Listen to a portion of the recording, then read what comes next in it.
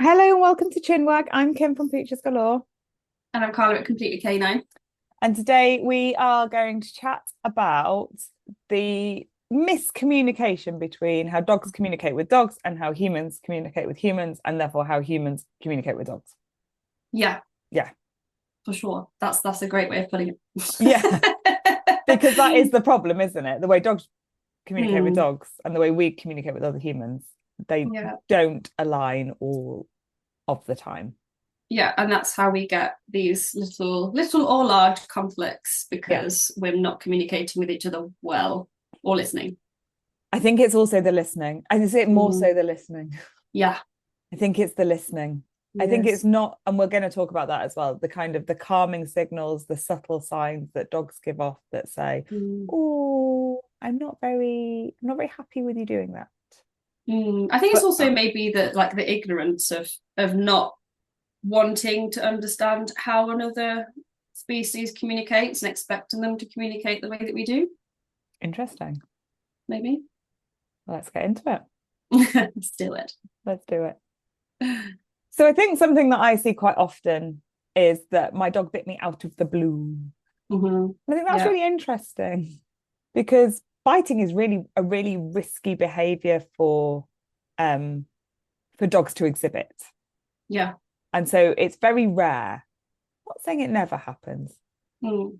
It's very rare for a dog just to Out of the blue. out the blue.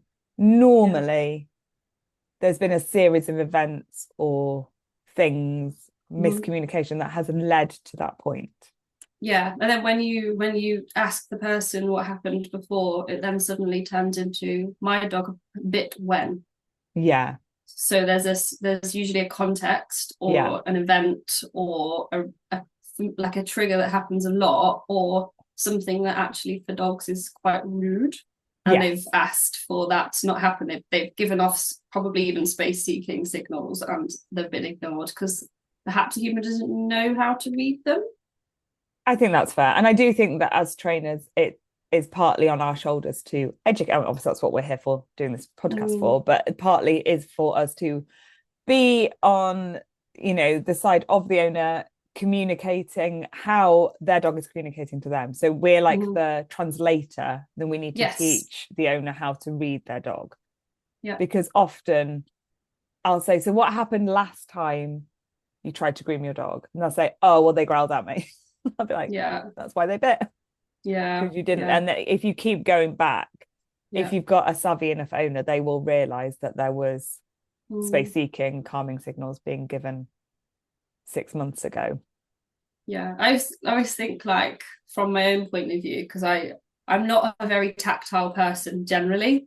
So when I'm not tactile, I think if I'm feeling like I'm feeling a bit unwell and someone comes up and is like on me, so puts their hand around my shoulder or whatever, I'll go, okay, but then I'll probably sort of move away or look Yeah, away. And then if they come in again and they try and do it again, I'm like, can you just get off? yeah. And then if they come in harder, which my mum used to, she I kind will of hug you. pushes you.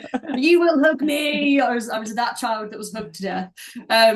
And then you snap Yeah, because you're like, I don't get want off you to do me. this. I've told you Yeah, multiple times. And that is what a dog is doing, but they're doing it in their own language because they can't verbalize in English yeah. with their, opposable thumbs asking you to sort of push away. Please do. Yeah, Yeah, they absolutely. can't do it. Yeah, I always use the analogy of being in a bar where you've got someone coming up to you and chatting to you and you don't want to chat to them. So you'll start with really subtle signs like reading the menu again, or you'll get your phone out and scroll through social media, or you'll do that kind of slight turn away with your body language where you're Mm, becoming more side on. Dogs do that as well, more side on. yeah, And if they keep persisting with a conversation, then you'll verbalize, "I'm not, just please leave me alone." And you'll mm, gradually make your communication more extreme until, if mm, you're a certain kind of person, you're going to punch them to literally yeah, say, "I've told you." And that started right at the beginning of the mm, evening, and it might be 2 o'clock in the morning, and that ends up being the result. But it's that yeah. building communication. Yeah, and it can happen. I was just thinking when you said that about when you're on a dog walk, if someone Yeah, lingers and tries to talk to you, you put your shoulders the opposite way, you talk yeah, to your dog, you do a lot of things that you know as a human naturally to try and break that interaction up. And generally, if you're a good empath, you're a good reader, you'll mirror that, or you'll understand it as okay. Or so I find a lot of the time people that are very good at giving eye contact, they'll look away because they're uncomfortable with it, and I will move my body to the side and I'll probably look away or focus on something else, and I'll try and reduce that because it's like a mirroring thing. And dogs do the same thing. Like they mirror each other, and it's like a way of conversing, and they're very, very visual communicators. That's their primary thing in how they communicate. It's all about body language. So we're missing a treat here in, just observing them. Spending 5 minutes just observing your dog, you learn so much about them when they're communicating with others in the world. Or even not observing your dog. I get a lot of my clients, when we're talking a lot about body language and observing, and is I'll say, just go and get a coffee and then go and sit on a bench in a park where there's loads of dogs that play with one another. So you're taking their dog and the emotional attachment to their dog out of the equation. And I'm like, just watch and see if you can guess what's going to happen next. Like, see if you can predict from your knowledge whether they're going to play, whether one's going to get grumpy with another one, kind of, and just watch what happens. Just see, let it play out, and you don't have the emotional worry of your own dog in that situation. And obviously I work with dogs who have got a lot of feelings about things, so that makes it a lot easier. And that's such a nice way, even if you don't really understand behavior as much as you would like to, or communication, to dip your toe in and just, with a coffee, it doesn't have to be coffee, obviously it's coffee in my case, it doesn't have to be coffee, but just sitting and watching and just seeing what they do and what happens next. Yeah, I like that. And when me and Steph first started our level 6, the first task we got was to do an ethnogram, which is basically observing the behaviors that you see so we got to choose something, so we chose a video of dogs that we would know or not know, and you weren't allowed to put any emotion on it. You had to be really descriptive, so you weren't allowed to say this dog is feeling this or doing that. You had to be like, they're turning their head away, the tail is wagging quickly, and actually just by doing that and taking any way emotion or what you think, you're trying with empathy to see what they're communicating, it's actually you're learning what their signals are in that moment, and then by the response that the other dog has, you can very quickly understand how that conversation's going. Absolutely. And it's really hard, because I think as humans we put stories behind stuff, don't we? Or we'll be like, I wonder if those dogs know each other, are they best friends? Or we'll have that kind of thought process. So like you say, taking all of the emotion out of it and just being really objective about dog A does this and dog B does that, and then dog A then responds in this way, will teach you more than anything will ever teach you online. Or it's so helpful for behaviors. And it's, I think we all have, like, if you bring a dog into your house, essentially it's you are accountable for learning something about how to communicate with that animal. And it's more important for me as well that you teach your children how to do that. So I'm in a scenario now where I've got 2 young nephews, and sometimes in the house when I go and visit them, my heart drops a little bit, and I'm trying to manage hyper reading the dog's signals and trying to get the children who are too young really to understand it. So it's a lot of management, but also to teach my brother and his wife more about those subtle signals that they probably haven't really had to deal with before, because the dogs were more relaxed before. And just working with that, and then trying to teach Charlie, who's now 2, that dogs don't like to be hugged, because he's in a very huggy, tactile phase at the moment, and he sees sometimes my brother giving the dog a little bit of a fuss, and he'll go in and try to mimic that as well. So again, think about kids copying how you're interacting with them, they'll do that quickly. It's really interesting, actually. I think it's really hard with children, because they're learning how to communicate the way that their own species is, and they're now trying to put that to everything. I think with Alice, because when we had Alice, we also had Millie. We only had Millie, and Millie had never really been around children. I'd never been around children. Alice was the first baby I ever held. Like, I'm not a maternal person. If I'm around a baby, I'm not the first to like grab hold of it like some people are. Like, that's not me. And so Millie was also like, what is this and when does it leave?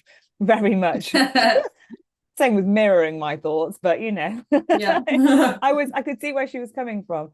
And I, from a very young age, for Alice, taught her from about 6 months onwards I think you can start to teach very simple yes, no type things.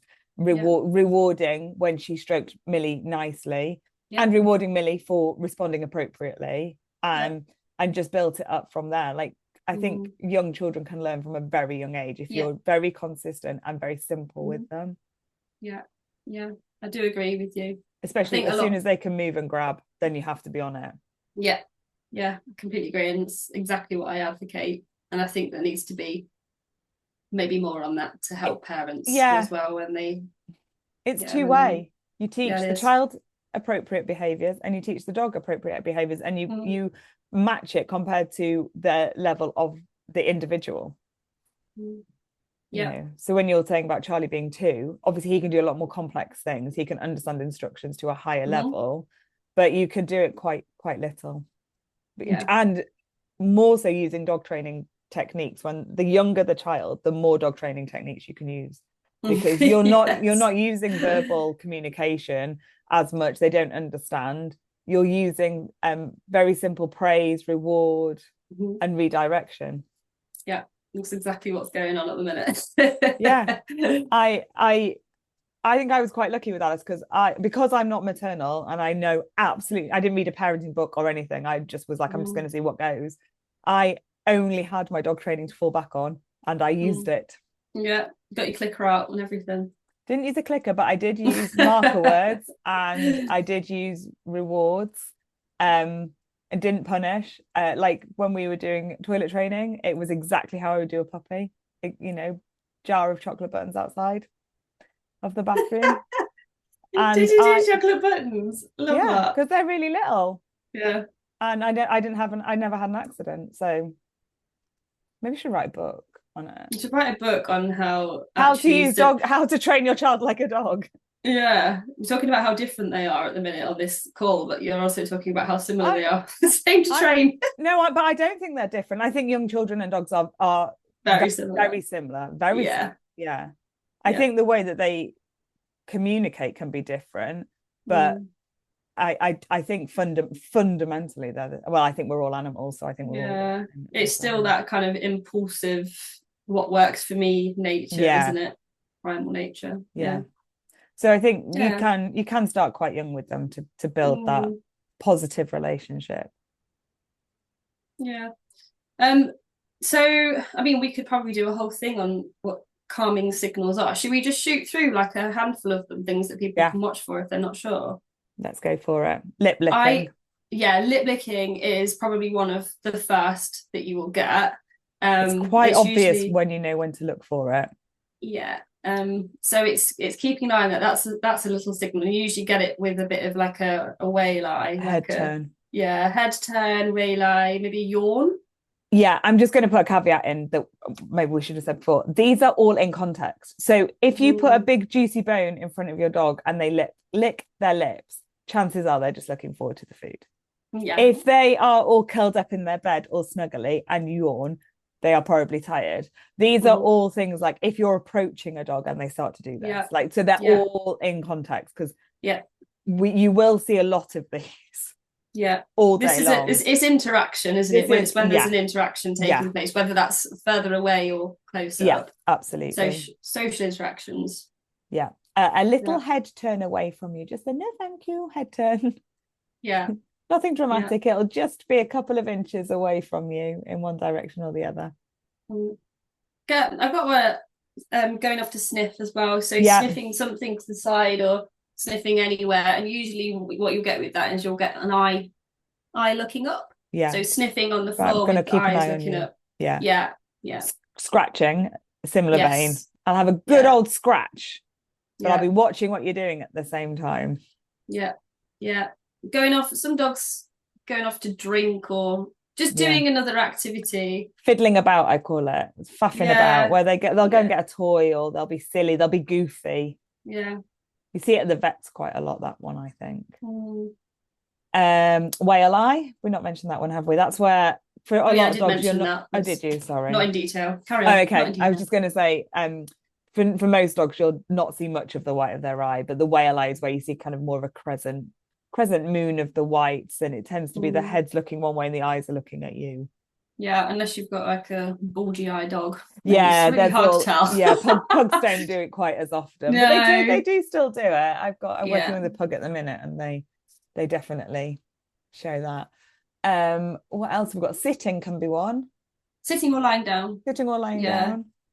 Lying down generally is an end of interaction, please. And Yeah, dogs mostly with good social skills, if they see another dog lying down, they'll stop whatever they're doing. So yeah, if your dog pesters a dog that lies down, probably keep away. yeah, Or yeah, if you're hanging out with your dog or someone else is interacting with your dog and they go and they just lie down, that's end of it. That's not yeah. come and sit next to me and cuddle me. That's a No, no. stop.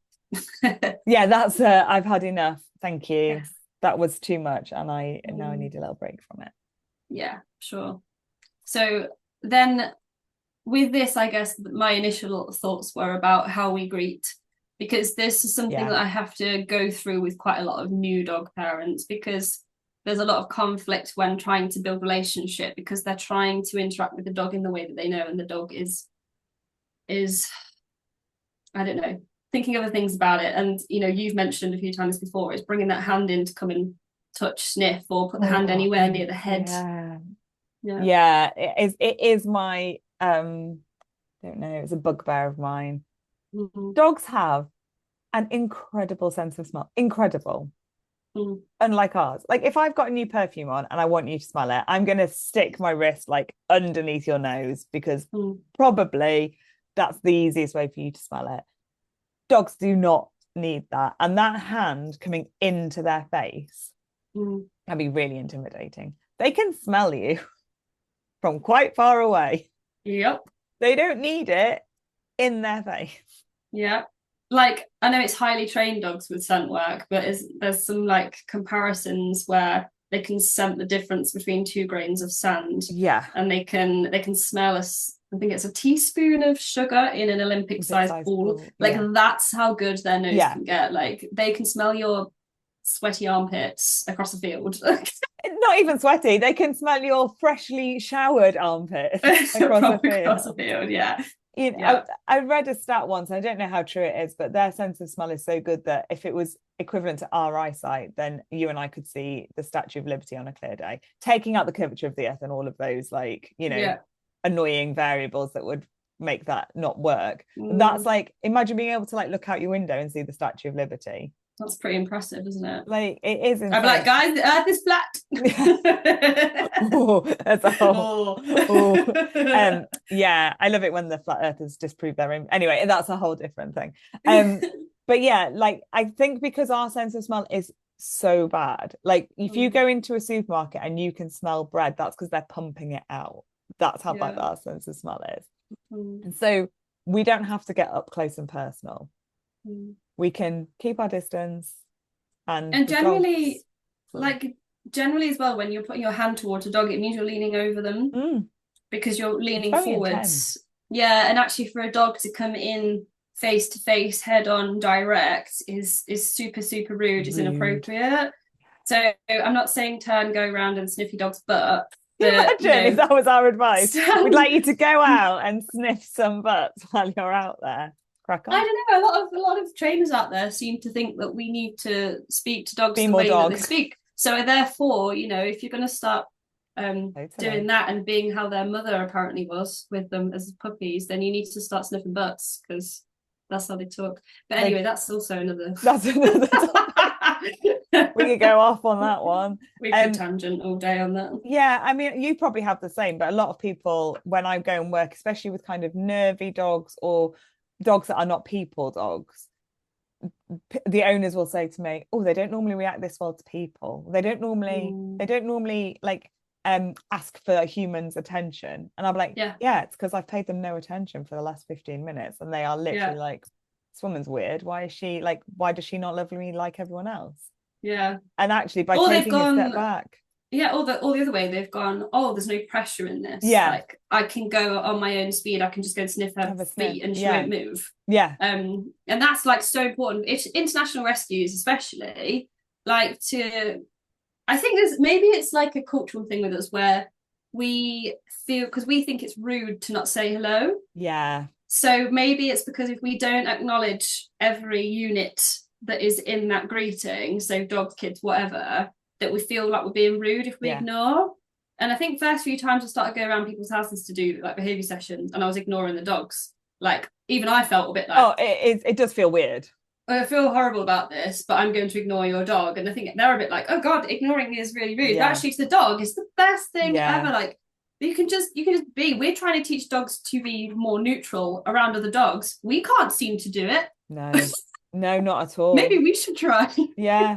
I do normally say to the owner, I'm just going to ignore them. I'm just going to pretend they're not there and they'll come round in their own time. Because, like you say, culturally, it's so, and especially as you've someone who has been generally paid to go into someone's house to help the dog, and then you're not even looking at the dog. For sure, it is very much about kind of, you have to like overlay that, like, I want them to love me, and this is how we're going to get there.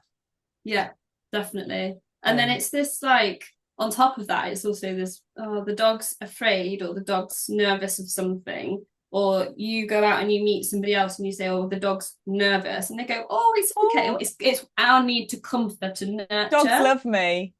All dogs love me. All dogs love me. Or and we yet, do like interacting with them in such a rude way. I'm amazed they do. Yeah.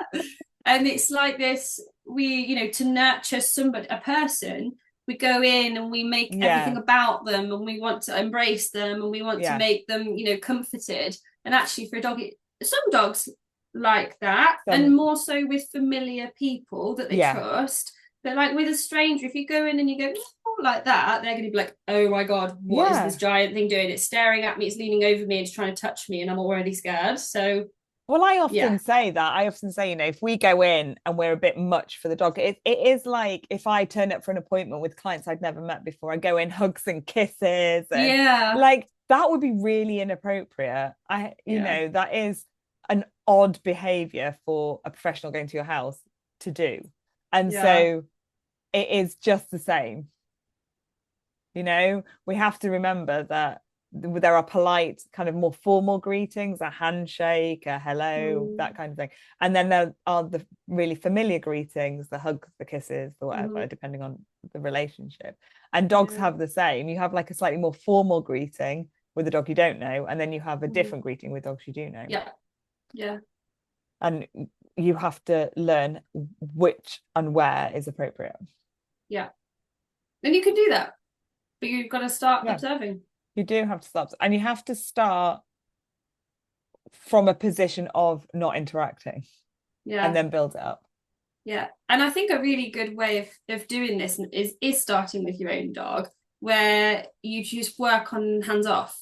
Yeah. So just maybe spending, I don't know, a week with a hands off approach, and that doesn't mean never touch your dog, but that's if your dog comes to you, you greet for a few seconds, and then you just stop.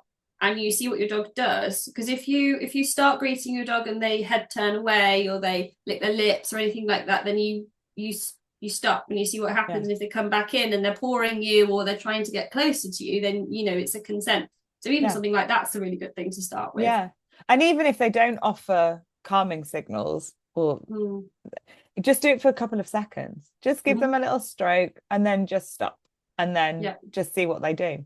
And the same thing, like do they go, oh, thank God they've stopped and they can move away? Or do they encourage more? And you will learn so much. And that's a good one for kids to do as well, like stroke 1, 2, and stop. Yeah, I've got a lovely, all dog trainers have got a little fake dog, stooge dog. Yes. Yeah, I like to take that in. I took it into for Charlie before to have a look at. And he... he'll go over and he'll do the pat on the head, and I'm like, okay, we're going to do this instead. We're just going to stand still, let the doggy come over, and then we'll do shoulder or just on the back or something, and then stop. And then that's not enough. Yeah. Do you know what's really sweet as well is when if I get it out in a puppy class and I do single session, like the dog's going one by one to go and greet the stooge dog. Okay. And because it's trying to encourage them to do all the butt sniff hellos and stuff as well. And they just know, like, they go in, they like, go around the back, they circle to the side, they do butt sniffs, and then they might go up to the head and start licking underneath the head and get excited. And they know their body, they know their language. Yeah, they do. I think it is about allowing dogs. So I also do the 2-second greeting with other dogs as well. If you're not Yes, sure, especially on the lead. especially 100% on the lead, I will say the longer they engage, the worse things are going to go one way or another. They're either going to get really frustrated because they can't play and the leads are going to get tangled and it's all going to get really hyped up. That's not ideal. Or they're going to get, one of them might get grumpy with the other one. And so I will just say out loud to your dog, but you're also kind of saying it to the other owner, right? Say hello, come on then, let's go. So you're got a bit of a cue going on for your dog so they hear it on repeat. You're not really training it, you're just repeating it. But you're also saying to the other owner, we're not chatting. Yeah. We're just saying hi and then I'm out of here. So just so you're aware. Yeah, that's it. That really helps, talking to the dog out loud with what you want to do. I had to do it with someone walking a puppy yesterday. She was really sweet, but she was telling me a life story, and I just literally turned up at 7 o'clock in the morning at this field with a dog. It's a cute puppy, and I was like, I'll help her with doing a social interaction. And I was out loud commentary, like doing a commentary of what the dogs were saying to each other and saying how well her puppy was doing. And she was not listening. She was continuing to rabbit on and tell me about life. This would be really valuable for you. There's a lot of free knowledge going on right here. If you just well, I had an instance. So I'm working with a 9-month-old adolescent on loose lead walking and recall, and it was on Monday. Monday was really hot in the UK, and so we found this massive bit of shade. It was really nice and cool. Like when we stepped out of it, we were like, oh, it's hot, let's get back in. And we were working on loose lead walking, and this guy let his dog run over. Fine, it happens all the time. I'm working in a public space, like the public are there, it's fine. But this dog was not friendly, like baring its teeth at our dog. Our dog's on a lead. I think I heard this on your story, actually. Yeah, it sounds stressful. So I just said to the guy, could you call your dog away? They're not being particularly friendly. And of course, his response was, of course, my dog's friendly. Like, not right now. And I was thinking, like, how can you not see that this behavior is unfriendly? His advice was obviously just to train the dog off the lead, which for loose lead walking, I do, but it's quite challenging for like 90% up. And as this guy was getting his dog back on the lead, this dog was like baring its teeth, snapping at the owner. And it did make me think, it made me think a lot of things. But one of the things that made me think was, how can you not see that your dog is in a really difficult situation right now? Let alone everything else. Take away the fact that I'm with a dog and we're doing other stuff. How can you not see that your dog is unhappy? I find that makes me really question how he communicates with that dog generally, like away from outside. I would not like to comment on that at all, because I had negative thoughts about him afterwards. And you were being so polite. Well done. My client was like, you handled that really well. And I was like, I tried my best. He was like, I was sworn at him. And I was like, I was really trying not to. I need to learn this. I think you need to give me some pointers, because I'm not very good at keeping my cool when I'm fine if dogs come over. I deal with them. I just I remove them from the situation. I'm like, no, thank you. Off you go. Thanks. I would have done if this one hadn't been like snarling. Yeah, 100%. Really like my hands. I think I don't have any particular tactics. I'm just I'm not rude, but I'm on the brink of and I just say I just try not to get into a conversation about it. So when he was like, the best way to train a dog is to just let it off the lead and run around, I went, okay, thank you. Because I'm not going to get into a philosophical debate about how I should train dogs or any of that. He's not going to take any advice. No. He is, in his mind, in the right. Come hell or high water. Who's paying you. And I'm with a client who's paying me. And come hell or high water, I just need him to get his dog away from us. So the easiest way to do that is to not engage, say as little as possible. And then me and my client had a lovely time taking the mick out of him behind his back. Perfect. Which also helped reduce some of my adrenaline, which had spiked quite high at that point. Yeah. I generally find, like, I used to not be really cool. I used to get really stressy with people who were like that. More so blokes. I had a thing about it. I definitely, I know it's not all men, but it's always a man. No. Well, it isn't always, to be fair, actually. I've had quite a few incidents recently with females, and I think a lot of them have wanted to come over and interact or see what we're doing, and I've had Yeah, to be like, it's not always it's appropriate. Like not. we're doing, we obviously are I doing think that's the something thing, together, isn't it? like training. Yeah, and I Yeah. think they just want to come and check out what's happening. I did um the aggressive ones I find are more so. I yeah. don't know if it's because I'm female and I don't know, but I rarely have an aggressive. I might have ladies who want to engage, but Yeah. I Yeah. can't think of an instance where I've had Mm. an aggressive response from a lady when I've just been like, could you call your dog away? Yeah, no, that's true.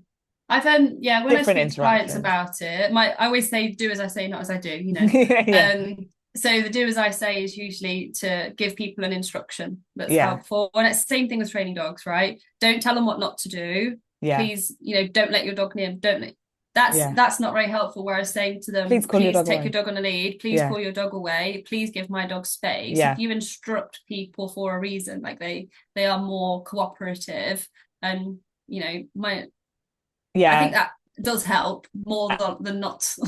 And in an episode of the Happy Dog podcast that's coming out, I think in August with Gemma Fisher, she does a really good line where um, she says when you're working with a dog who's not great around other dogs, just say my dog doesn't want to say hello.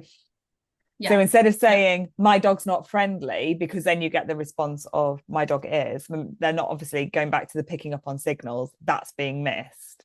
Yeah. Is to say my dog doesn't want to say hello. And it's like it doesn't matter if their dog's friendly or not then. I thought that Yeah. was quite a good way. Yeah. But going back to the central premise of the episode, if you learn Mm. to read dogs' body language, you will be able to find out quicker if your dog is happy with that dog approaching, or if that dog's approaching Yeah. with good intentions as well. Yeah. Yeah. I had a lady, I went to walk my brother's dogs. We go to a local place that's really nice, like a woodland area, and there's mostly dogs that are off lead and they've got pretty good recall. And there's a lady, an older lady on there with a walking stick, and I think she finds it easy just to let her dogs off and then they follow her around.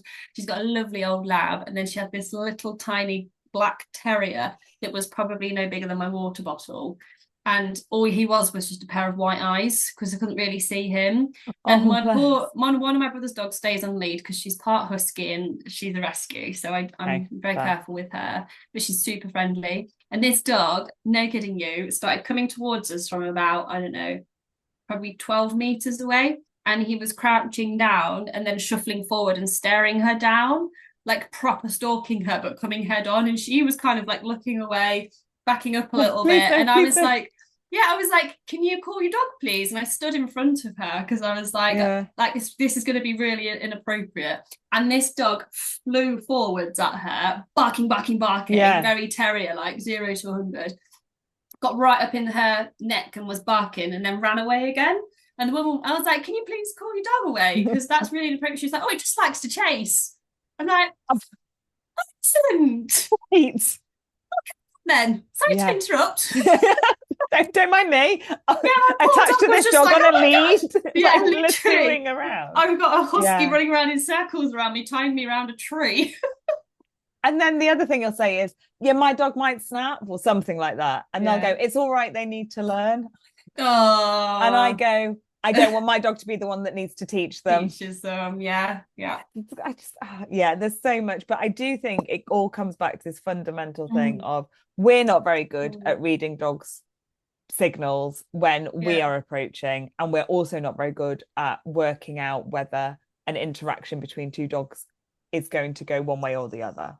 Yeah. And the more we can learn about the communication styles between dogs and humans and dogs, the easier all of this will be, and the nicer walks everyone will have.